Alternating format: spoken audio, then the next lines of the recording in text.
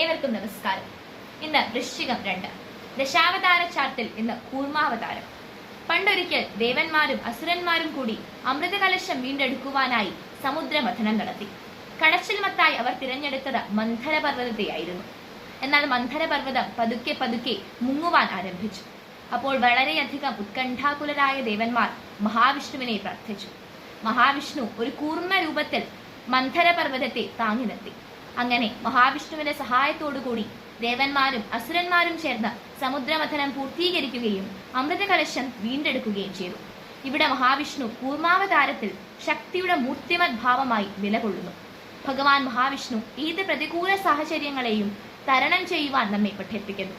ഭഗവാൻ മഹാവിഷ്ണു ഒരു ആമയെ പോലെ ശക്തിയുള്ളവരും സ്ഥിരതയുള്ളവരുമായിരിക്കുവാൻ നമ്മെ പ്രേരിപ്പിക്കുന്നു. ഭഗവാൻ മഹാവിഷ്ണുവിന്റെ അനുഗ്രഹ കടാക്ഷങ്ങൾ നമുക്ക് ഓരോരുത്തർക്കും ഉണ്ടാകട്ടെ എന്ന് പ്രാർത്ഥിച്ചുകൊള്ളുന്നു.